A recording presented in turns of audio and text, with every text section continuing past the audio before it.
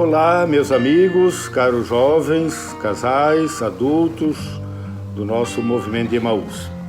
Mais uma vez tenho a graça de estar com vocês para fazer alguns comentários a respeito das leituras da Palavra de Deus deste sexto domingo do tempo da Páscoa, sexto domingo da Páscoa. Mas vamos começar com a oração do dia, que diz assim: Deus Todo-Poderoso, dai-nos celebrar com fervor estes dias de júbilo, em honra do Cristo ressuscitado, para que a nossa vida corresponda sempre aos mistérios que recordamos.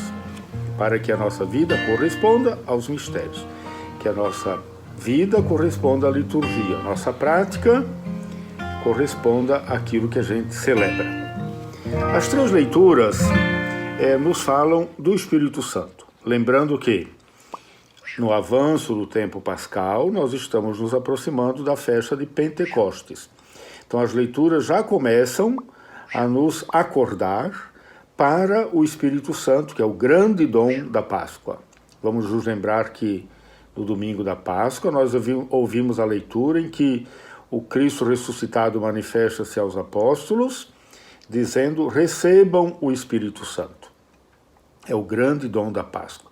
Recebendo o Espírito Santo que habita nos nossos corações, como também vamos ouvir no Evangelho, o Espírito Santo dentro de nós, São Paulo diz, foi derramado em nossos corações e de dentro de nós ele nos ensina a chamar a Deus de Pai, Abá, Pai.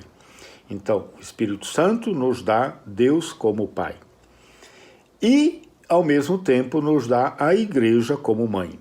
A Mãe Igreja na qual nós somos batizados, somos alimentados pelos sacramentos, pela palavra, pela caridade. São o grande dom do Espírito Santo, com o Espírito Santo, o Pai e a Igreja. Vamos à primeira leitura dos Atos dos Apóstolos. Recordando que os Atos dos Apóstolos nos falam da Igreja dos primeiros tempos, exatamente a partir do ano 30, quando Jesus morreu e ressuscitou. Lembrando que nós estamos no ano 2020, no ano 30 desta nossa era, Jesus morreu e ressuscitou, e a partir daí o impacto do anúncio da fé cristã pelo mundo afora. Os Atos dos Apóstolos, que foram escritos mais tarde, pelos anos 80, 85, nos falam desses inícios da igreja, os anos 30, 40, 50. Então, é o tempo dos Atos dos Apóstolos, a missão apostólica, a igreja no caminho. Jesus Cristo é chamado de caminho, a igreja nas casas, no anúncio da palavra, no meio de perseguições, mas também da alegria de anunciar a boa nova, a boa notícia da salvação oferecida por Deus Pai em Jesus Cristo, na força do poder do Espírito Santo. Naqueles dias, primeira leitura, naqueles dias Filipe, que é um dos diáconos, dos quais falamos domingo passado, Filipe desceu a uma cidade da Samaria e anunciou-lhes o Cristo. Vamos lembrar que Samaria era uma região considerada de hereges. Lá no norte estava a Galileia, no meio a Samaria, no sul a Judéia. A Judéia, onde habitavam os judeus e onde estava Jerusalém, o templo de Jerusalém, os judeus se consideravam o suprassumo da vida religiosa. Os samaritanos eram considerados hereges, os galileus lá no norte, tipo assim, caipiras, gente de religiosidade popular, religiosidade superficial, supersticiosa. Então havia um grande preconceito com relação a Samaria, porque os samaritanos não adoravam a Deus em Jerusalém, no templo de Jerusalém. Ao contrário, no tempo da infância de Jesus, alguns samaritanos foram ao templo e jogaram ossos no templo de Jerusalém, tornando assim o templo impuro. Enfim, Samaria era considerada terra de hereges. Olha, Filipe desceu a uma cidade da Samaria e anunciou-lhes o Cristo. E a gente vai ver no decorrer da leitura que os samaritanos acolheram o Evangelho. Isso mostra que o Evangelho é para todos, também para aqueles que eram considerados hereges, mal vistos pela religião judaica. As multidões seguiam com atenção as coisas que Filipe dizia, e todos unânimes o escutavam, pois viam os milagres que ele fazia. De muitos possessos saíam os espíritos maus, dando grandes gritos. Numerosos paralíticos e aleijados também foram curados. Era grande alegria naquela cidade. Uma característica dos Atos dos Apóstolos, que foi escrito por Lucas, é que os apóstolos fazem a mesma coisa que Jesus fazia. No primeiro livro de Lucas, que é o Evangelho, Jesus cura, atrai as multidões, expulsa demônios, faz o bem. No segundo livro de Lucas, que é os Atos dos Apóstolos, os apóstolos fazem essas coisas, né? Milagres, curas, exorcismos, alegria naquela cidade. Os apóstolos que estavam em Jerusalém souberam que a Samaria acolhera a palavra de Deus e enviaram para lá Pedro e João, os dois apóstolos. Pedro, o líder dos apóstolos, e João, também chamado discípulo amado, mais jovem, que junto com Pedro está sempre ali presente no início das atividades apostólicas. Chegando ali, oraram pelos habitantes da Samaria para que recebessem o Espírito Santo, porque o Espírito ainda não viera sobre nenhum deles, apenas tinham recebido o batismo em nome do Senhor Jesus, mas não tinham recebido o Espírito Santo. Aqui, os estudiosos da igreja, os teólogos, sobretudo os que estudam os sacramentos da igreja, veem aqui um fundamento para o sacramento da crisma, ou seja, receberam o batismo, mas a força, o poder do Espírito Santo vem com o sacramento da crisma.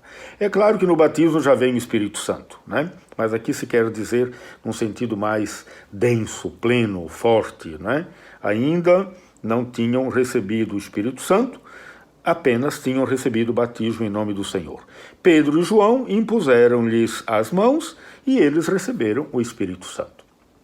O Espírito Santo, que é o sopro de Deus, o sopro do Pai sobre o Filho, aquele sopro lá no batismo de Jesus, o Pai que diz: "Este é o meu Filho muito amado, em quem eu ponho todo o meu agrado, todo o meu amor, todo o meu afeto, toda a minha complacência." O amor, a complacência, o agrado do Pai derramado sobre o Filho, isso, ou esse, é o Espírito Santo, que agora também é derramado sobre os apóstolos, e é derramado sobre os discípulos até chegar a nós. Por isso o salmo de resposta é: aclamai o Senhor Deus, ó terra inteira. Cantai salmos ao seu nome glorioso. A terra inteira, a começar da Judéia, da Samaria, até os confins da terra. A segunda leitura é da primeira carta de São Pedro, que nós estamos lendo no decorrer desse tempo pascal. Diz assim: caríssimos, santificai em vossos corações o Senhor Jesus Cristo, e estais sempre prontos a dar razão da vossa esperança a todo aquele que vô-la pedir. Estar prontos a dar razão da nossa fé, da nossa esperança. Por que nós cremos? Por que seguimos Jesus? Por que somos jovens caminheiros de Emaús? Por que somos discípulos apóstolos de Jesus Cristo? Qual é a razão da nossa esperança? Sempre prontos a dar a razão da nossa fé, da nossa esperança. Fazei-o, porém, com mansidão e respeito e boa consciência. Portanto, não é impondo, não é sendo violento, não é agredindo, não é excluindo, mas com mansidão, com respeito, com boa consciência, né? Aí vem o diálogo, vem a espera para a palavra certa, no momento certo, para a pessoa certa, né? Então, com mansidão, com respeito e boa consciência. Então, se em alguma coisa fordes difamados, ficarão com vergonha aqueles que ultrajam o vosso bom procedimento em Cristo. Então, se vocês forem difamados, mal falados, escarnecidos, chacoteados, é porque vocês estão vivendo na alegria da fé pascal, da fé em Cristo. E quem chacoteia de vocês vai se sentir mal, vai se sentir envergonhado, porque está diante de alguém que é fiel ao Senhor Jesus. Pois será melhor sofrer praticando o bem, se essa for a vontade de Deus, do que praticando o mal. É que às vezes a gente sofre por besteira que a gente faz, né? A gente paga o preço de erros, de mazelas, de vícios, de pecados que a gente faz. São Pedro está dizendo, melhor sofrer praticando o bem, se essa for a vontade de Deus, que a gente tenha que sofrer por causa do bem que faz. Com efeito, também Cristo morreu uma vez por todas por causa dos pecados, o justo pelos injustos, a fim de nos conduzir a Deus. Portanto, sofrimento faz parte da vida. Aliás, quem faz o bem, quem ama, quem busca a justiça, a solidariedade, quem quer transformar a família, a comunidade, o povo, o país, o mundo, quem é profeta, vai sofrer, vai ser perseguido. Por quê? Porque faz o bem.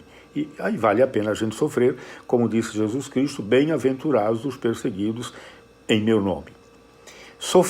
Jesus Cristo sofreu a morte na sua existência, mas, olha como termina a segunda leitura, mas recebeu nova vida pelo Espírito. Sofreu, foi morto, ressuscitou e recebeu uma nova vida pelo Espírito. É essa mesma vida de Jesus, é essa mesma nova vida de Jesus que nós recebemos com o Espírito Santo. O Evangelho de João, capítulo 14, continua o discurso de Jesus na última ceia, o discurso de despedida. Naquele tempo disse Jesus aos seus discípulos, se me amais, guardareis os meus mandamentos. E eu rogarei ao Pai, e ele vos dará um outro defensor, para que permaneça sempre convosco. Um outro defensor. Isto é, Jesus já é um defensor. O outro defensor é o Espírito Santo. A palavra grega aqui, o Evangelho é escrito em grego, a palavra grega é parácletos. Kletos vem do verbo kaleo, chamar, enviar. Kleto significa enviado, chamado. Então Jesus é o primeiro enviado. Paráclito é o outro enviado. O Espírito Santo é mais um enviado, um outro defensor, para que permaneça sempre convosco. Jesus vai embora, mas ele nos dá o Espírito que vai permanecer sempre conosco e dentro de nós. É o Espírito da verdade que o mundo não é capaz de receber, porque não o vê nem o conhece. O mundo se fecha às coisas de Deus, não é capaz de receber, mesmo porque para receber o Espírito Santo tem que ter abertura de coração, docilidade, humildade, deixar espaço para Deus, agenda para Deus, né? Deixar que Deus molde os nossos corações, nossas atitudes, molde a nossa agenda do jeito dele. Vós o conheceis, o Espírito Santo, porque ele permanece junto de vós e estará, olha que bonito, estará dentro de vós. Então Deus Pai é Deus antes, acima, além de nós. Obediência, referência a Deus Pai. Deus Filho, Jesus Cristo é Deus no meio de nós, Deus conosco. Na Eucaristia, na palavra, na comunidade, no irmão, o Espírito Santo é Deus dentro de nós, em nossos corações. Não vos deixarei órfãos, eu virei a vós. Pouco tempo ainda, e o mundo não mais me verá. Ele está falando da morte dele. O mundo não mais me verá, mas vós me vereis, porque eu vivo e vós vivereis. Vós me vereis. Depois da Páscoa, né? Depois da ressurreição, as manifestações de Jesus Cristo aos discípulos, vós me vereis, porque eu vivo e vós também vivereis. Naquele dia da Páscoa, depois da Páscoa, naquele dia sabereis que eu estou no Pai, eu estou no meu Pai, e vós em mim e eu em vós. Olha a unidade de Jesus com o Pai, a unidade de Jesus conosco e, portanto, nós também juntos com o Pai. Quem acolheu os meus mandamentos e os observa, esse me ama. Ora, quem me ama será amado por meu Pai, e eu o amarei e me manifestarei a ele. É a comunhão da Santíssima Trindade, Pai, Filho e Espírito Santo, que se amam tanto e tão bem que são um só Deus, um só movimento de vida. Nós somos chamados a entrar nesse movimento de vida, a dançar junto com, ao redor das três pessoas divinas. Somos chamados a essa vida nova da Santíssima Trindade. Batismo significa exatamente isso, mergulho em nome do Pai, do Filho e do Espírito Santo. Então vamos acolher a palavra de Deus desse sexto domingo da Páscoa, que começa a nos falar do Espírito Santo, que desceu sobre os habitantes da Samaria. O Espírito Santo, que no finalzinho da primeira leitura deu a vida nova a Jesus Cristo depois da morte.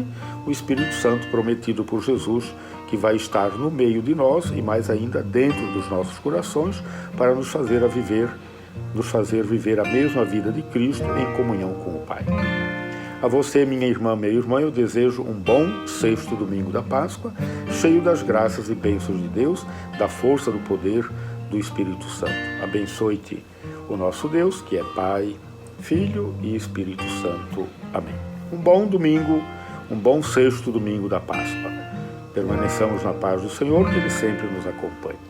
Conheço um coração tão manso, humilde e sereno, que louva ao Pai por revelar seu nome aos pequenos, que tem o dom de amar e sabe perdoar, e deu a vida para nos salvar.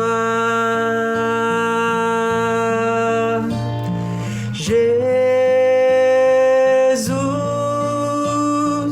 manda teu Espírito para transformar meu coração. Jesus, manda teu Espírito para transformar meu coração. Às vezes no meu peito bate um coração de pedra, magoado, frio, sem vida.